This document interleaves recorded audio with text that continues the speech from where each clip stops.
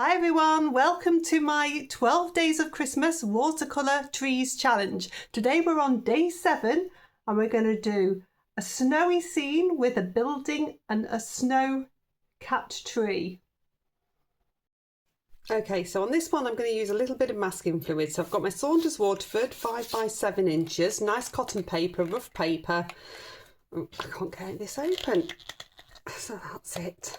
And then I'm going to use some masking fluid. This one's blue. It says drawing gum. I'll pop a link in the description just because I want to show you different techniques when we're going through.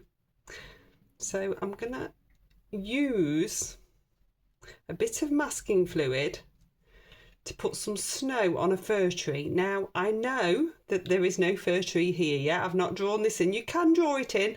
I've specifically said that I'm going to do these challenges as no draw. So basically I'm coming down and creating lumps of snow on what would be branches of a fir tree. So that I've got these little lumps of snow here. And then I'm going to have a bit of a couple of buildings and they're going to have snowy roofs, so I'm going to pop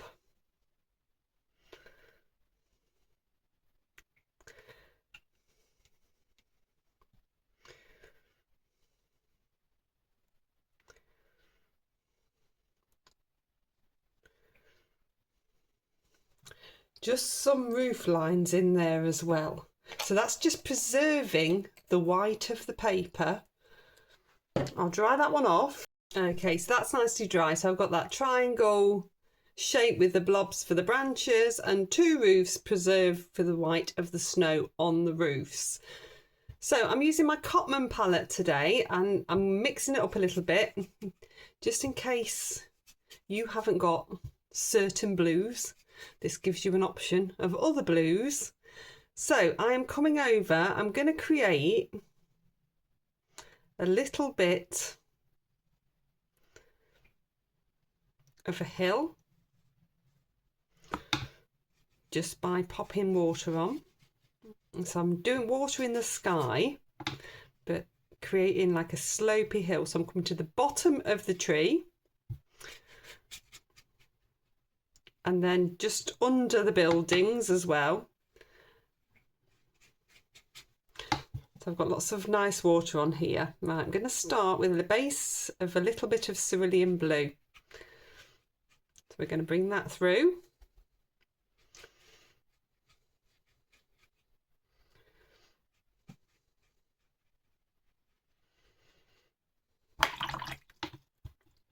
Rinse my brush. I'm going to come down to a number 6 because this is a small area and I want to be in control of the paint. So I'm going to come into a little bit of the rose. So dip into water, dip into your neat paint. I have spritzed these with my little water spritzer before I've started. You don't need to worry about coming over the buildings or coming over your tree because they're going to be stronger in colour anyway. I'm going to come into a little bit of ultramarine blue now and we'll have a nice circular motion. Pushing down with the brush, we'll start to create a little bit of cloud within this sky as well.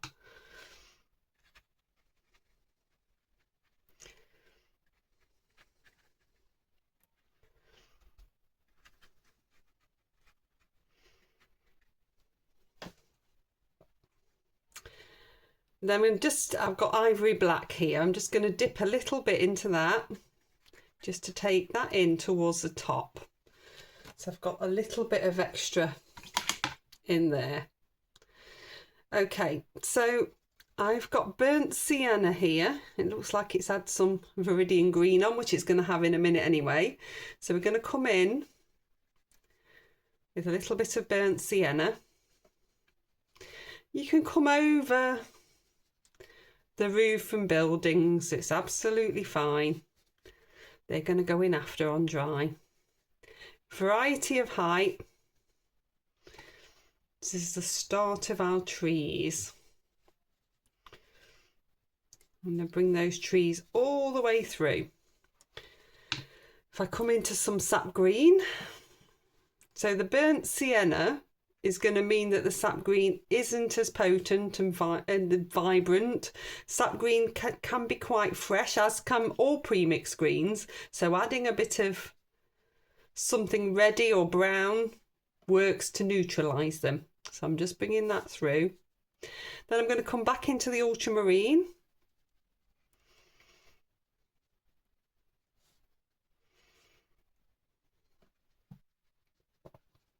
So you've got a variety of tone here. The darker you can get these bottom bits, the more the snow will stand out. That's looking really nice. Okay, then I've got Viridian here, which is the perfect Christmas tree green with a little bit of something reddy brown in it. You want to do this last because it doesn't matter if it goes a little bit hard, and you also don't want it to shoot too far. So we're going to come into the middle. Hopefully you can see where your masking fluid was, and we're going to start to get that lovely tree shape.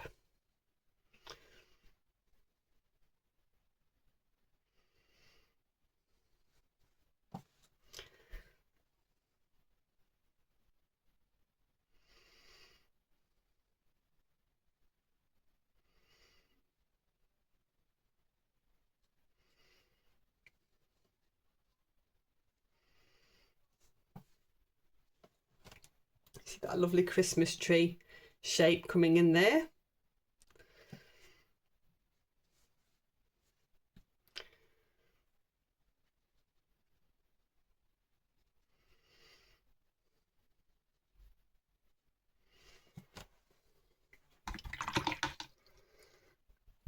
And then if I come into the ivory black, you could use Payne's grey as well. I'm just going to bring that underneath the roof line. So I'm starting to form the building. Bring it down. A little bit of shadow on this end. Rinse that off. Ideally I want some burnt sienna, just to bring that in there. So just that little dab of burnt sienna. I'll work back into those in a bit anyway. Okay, I'm going to dry that one off. Okay, so that's nicely dry. I've got a little bit of a hill here. I'm going to start with first. Pop some water on. Make sure your brush is nice and clean, because when you've had that, any sort of phthalo pigment on it tends to stick to your brush. So just get a little bit of that off. And I want a little bit of blue for some shadows to start to come in now. So I'm going to take a little bit in there. We're going to keep this nice and light snow. I'm going to take that little bit of cerulean blue in there. And then I'm just going to take a little bit of burnt umber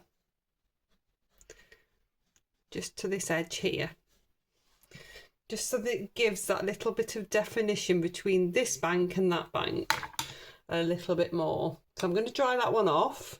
Okay, so that's nicely dry. I'm going to come in now to this area and pop a little bit of shadow on. So the light is coming in this direction, so we haven't actually got any shadow really from that tree onto the snow. So it's just about getting a little bit of shadow in towards the bottom section really. So that's a little bit of the cerulean blue, and we can leave it nice and white. I'm going to pop a little bit of the blue just around the bottom of the tree. And I don't think I quite got enough water on this. I'm just going to add a little bit of water there. Then I'm going to swap down to my number 6 and come into the burnt sienna.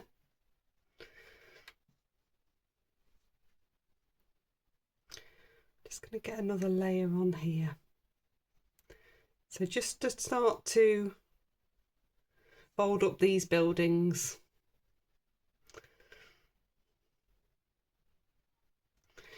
And then burnt sienna needs to come on the end. There's already a layer there, so it looks quite dark. Then I'm going to take a bit of the ivory black in. You could ivory black, Payne's grey, you could just take a bit of ultramarine in, that would make it darker. You want that edge to be nice and dark, that side. And just under those roof lines to be nice and dark as well.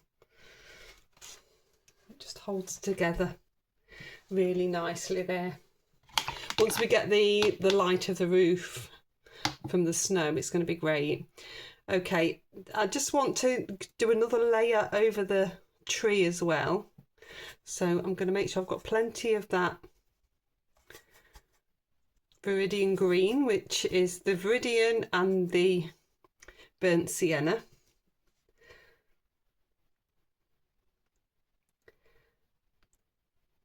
We've got that base layer there, so this is now just giving us more definition.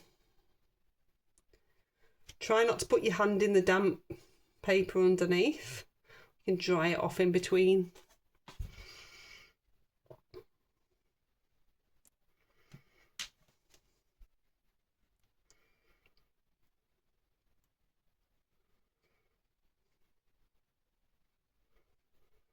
So that should really set that forward.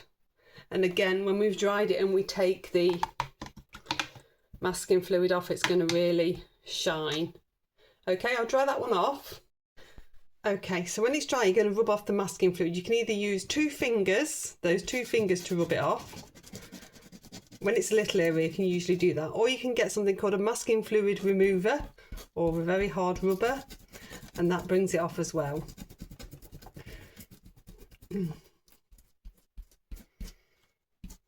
With the synthetic masking fluids, they tend to be a bit harder to rub off. So this blue one is synthetic rather than latex, and it is a bit harder to rub off.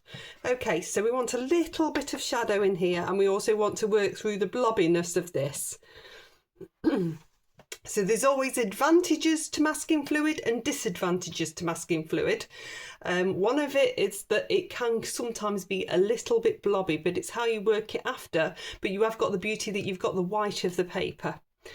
And the white of the paper is always preferential to popping gouache on after. So I am going to give a little bit of definition here. I'm going to pop a little bit of shadow on that side there. So I've broken that edge there, so we've got those two.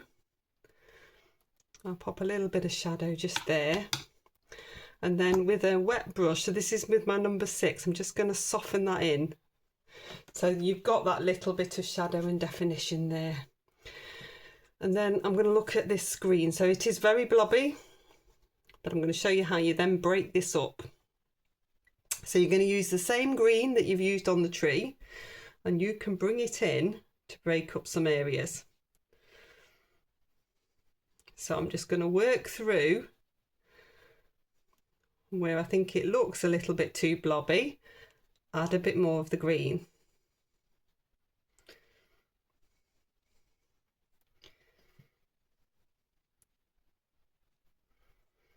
Just break that up a little bit. It's all about showing you different ways of doing things. Often there's not a right and a wrong, it's just your preferred method.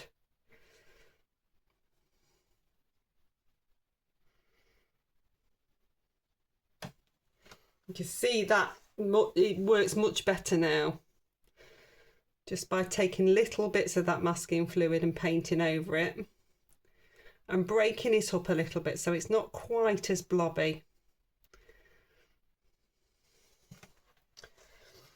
I'm just going to break through that bit there as well. Okay, so the last thing I want to do is use something a bit sparkly. So we're in the theme of these 12 days of Christmas, so I'm going to show you some iridescent medium. So all of these are optional, you don't have to use them. This works really nicely on snow. This is a Winsor & Newton, I'll link it. It's in a very old bottle. I basically tipped it into an old bottle because I can't do the childproof caps. So I tip it into an old bottle. But this gives a nice iridescent sparkle.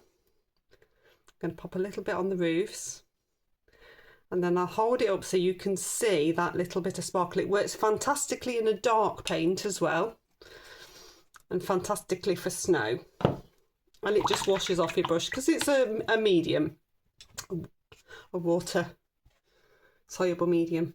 So you can see that lovely sparkle and glisten on the snow. Okay, I'll dry that one off. So there we go, it's all finished. That's day 6 of our challenge completed. Please do like, subscribe and share. If you hit the notification bell, you'll get the next challenge coming through. It's really just showing you that you don't have to use exactly the same colours to still get that festive feel. So I shall see you on the next one. Bye.